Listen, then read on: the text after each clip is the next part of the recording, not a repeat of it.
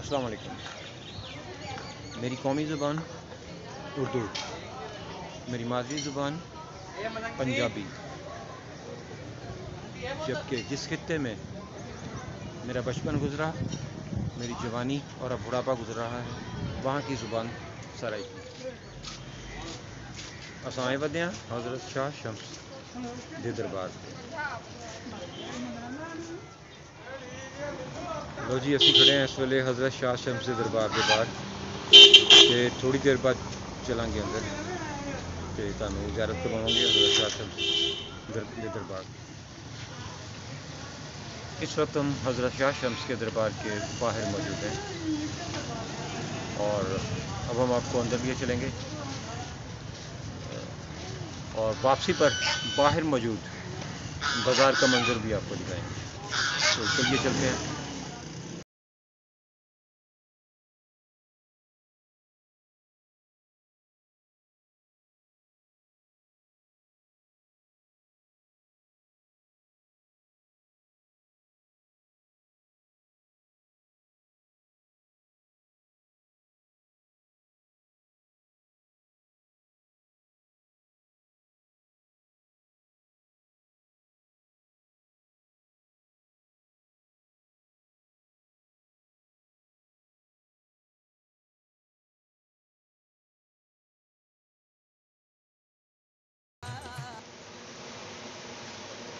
دربار کے باہر ہی کا منظر دکھا رہا ہوں۔ یہاں پہ زائرین جو آتے ہیں وہ مختلف قسم کی اشیاء یہاں پہ موجود ہیں، جس میں انگوٹھیاں، لاکٹس اور بہت کچھ ہے۔ وہ ان سے پوچھیں گے بھی ہم کہ کیا کیا چیزیں لے جاتے ہیں۔ کافی کچھ ان کے پاس بہت سارا سامان پڑا ہے۔ زائرین جاتے ہوئے نا یہاں سے کافی چیزیں لے جاتے ہیں۔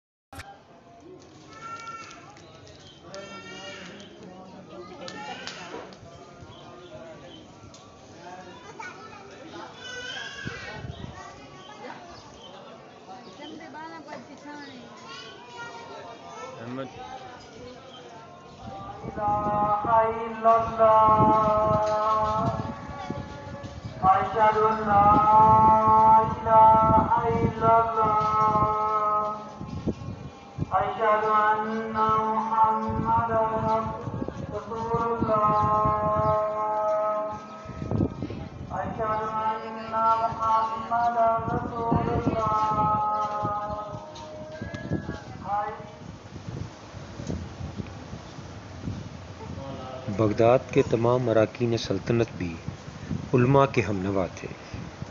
انجام کار بادشاہ کی مرضی کے خلاف بھرے مجمع میں حضرت شمس تبریز کی کھال کھینچ لی گئی اور اس حالت میں بغداد سے نکال دیا گیا۔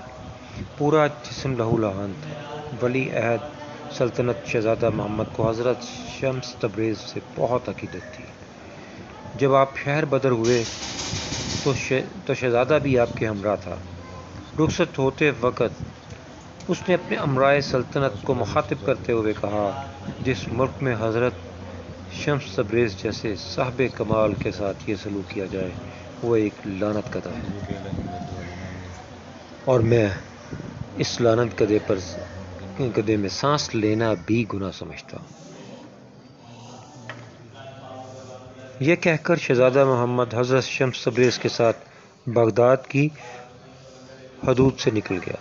بغداد سے نکل کر حضرت شمس تبریز نے ہندوستان کا رخ کیا اور طویل مسافت طے کر کے ملتان پہنچے اور پھر اسی تاریخی شہر میں سکونت پذیر ہو گئے۔ اسی سے مراد ہمارا اپنا شہر، ولیوں کا شہر ملتان۔ اس وقت مشہور بزرگ حضرت بہاؤالدین ذکریہ ملتانی حیات تھے۔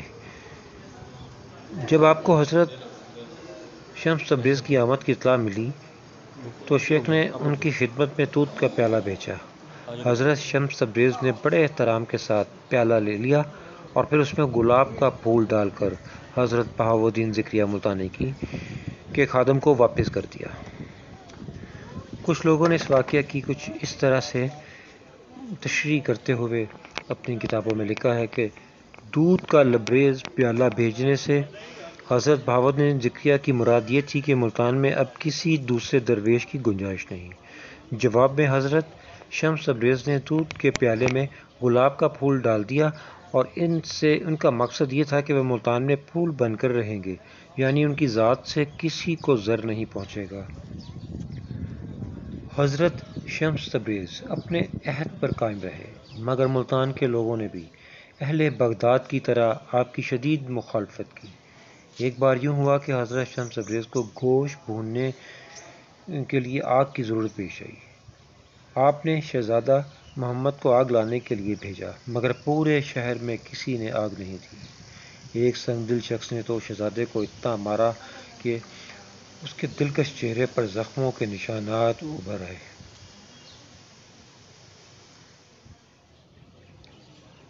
یہ کیا ہوا؟ حضرت شمس تبریز نے شہزادے کی طرف دیکھتے ہوئے کہا، تم تو آگ لینے گئے تھے۔ شہزادہ محمد نے پورا واقعہ سنایا اور حضرت شمس تبریز کو جلال آ گیا۔ آپ نہایت غصے کی حالت میں اپنی خانگاہ سے نکلے۔ گوشت کا ٹکڑا ہاتھ میں تھا۔ پھر حضرت شمس تبریز نے آسمان پر نظر کی اور سورج کو مخاطب کرتے ہوئے فرمایا، تو بھی شمس، میں بھی شمس، میرے اس گوشت کے ٹکڑے کو بھون دے۔ حضرت کا اتنا کہنا تھا کہ یکا یک گرمی کی شدت میں اضافہ ہو گیا۔ پھر یہ گرمی اتنی بڑھی کہ اہل ملتان چیخ اٹھے، در و دیوار جل رہے تھے اور پورا شہر آگ کی بھٹی بن کر رہ گیا تھا۔ کچھ باخبر لوگوں نے یہ صورتحال دیکھی تو حضرت شمس تبریز کی خدمت میں حاضر ہوئے اور عرض کرنے لگے، کیا چند نادانوں کے جرم کی سزا پورے شہر کو دے ڈالیں گے؟ یہ نادان نہیں، سفاک ہیں۔ حضرت شمس تبریز نے غضبناک لہجے میں فرمایا، آگ جیسی بے قیمت چیز نہیں دے سکے، میرے محبوب کے چہرے کو زخموں سے سجا دیا۔ آخر کیا جرم تھا اس کا؟ جانتے ہو اسے؟ یہ کون ہے؟ بغداد کا شہزادہ ہے۔ بغداد کا شہزادہ میری خاطر دروازے دروازے بھیک مانگنے گیا. میں اس کے زخموں کو کیسے بھول سکتا ہوں جب تک سارے شہر کے جسم آبلوں سے نہیں بھر جائیں گے. اس وقت تک مجھے قرار نہیں آئے گا. یہ آپ کے مقام سے واقف نہیں. خدا کے لیے انہیں معاف کر دیجیے. ملتان کے دانائے راز حضرات نے اپنے ہموطنوں کی سفارش کرتے ہوئے کہا، اور یہ بات آپ جیسے بزرگ کے شایان شان بھی نہیں. خیر، جب خدا کو درمیان میں لے آئے ہو تو معاف کیے دیتا ہوں. حضرت شمس تبریز نے مقامی لوگوں کی جماعت سے فرمایا اور پھر سورج سے مخاطب ہوئے، اپنی حرارت کم کر دیں. پتہ نہیں یہ لوگ روز محشر کی گرمی کو کیسے برداشت کریں گے. آپ کا یہ فرمانا تھا کہ سورج کی حرارت اعتدال پر ہوگی، نارمل ہوگی. خدا ہی جانتا ہے یہ واقعہ کس طرح پیش آیا تھا، مگر عوام ملتان کی گرمی کو اسی واقعے کا نتیجہ سمجھتی ہے. 675 ہجری میں حضرت شمس تبریز اپنے خالق کے حقیقی سے جا ملے اور آپ کا مزار مبارک ملتان میں موجود ہے.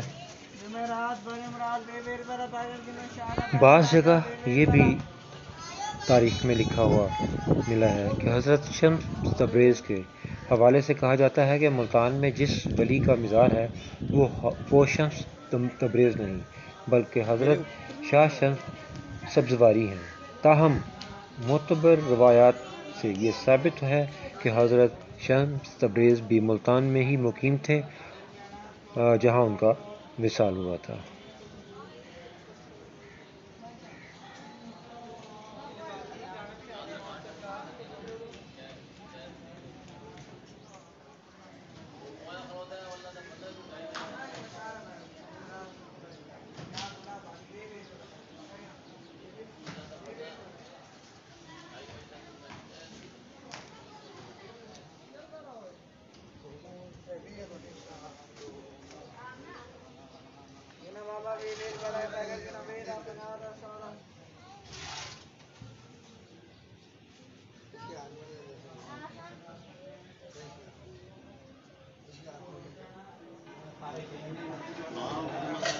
جیسا کہ آپ کو بلاگ کے شروع میں بتایا تھا کہ آج ہم حضرت شاہ شمس کے مزار پر حاضر ہو رہے ہیں، لیکن یہاں مجھے اندر جو ہے نا پراپر کوریج نہیں کرنے دی گئی. وہ بس ان لوگوں کا کوئی ایشو ہے، پتہ نہیں کیا ایشو ہے، معلوم نہیں. وہ اندر جو ہے نا وہ ریکارڈنگ نہیں کرنے دیتے. تھوڑی بہت میں نے ریکارڈنگ کی، جتنی ایک کی وہ آپ لوگوں کو جو ہے نا میں نے دکھائی دی ہے. یہ احمد اور مونا بھی میرے ساتھ آئے تھے. دانا ڈال لیا اس نے، کبوتروں کو دانا ڈالنے کا بہت شوق تھا، وہ اس نے پورا کیا. اور اندر انٹروفی کہنے لگا پہلے پھول پھینک لیں.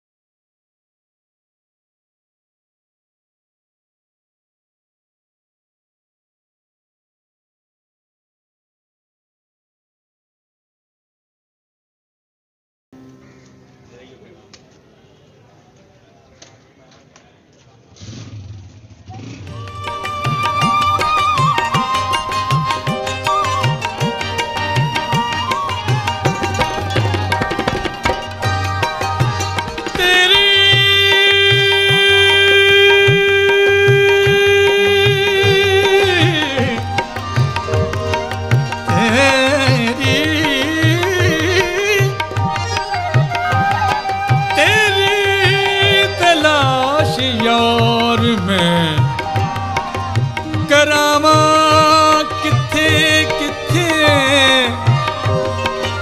लखां ठिकाने तेरे ने दस जावां किथे किथे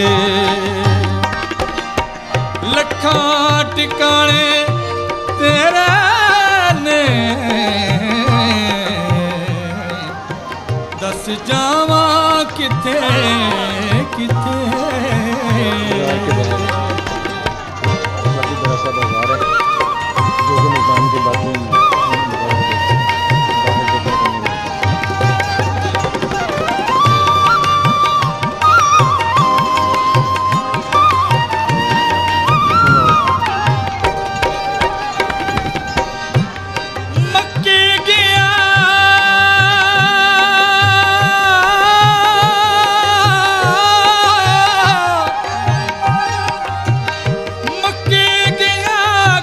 मुकदी नहीं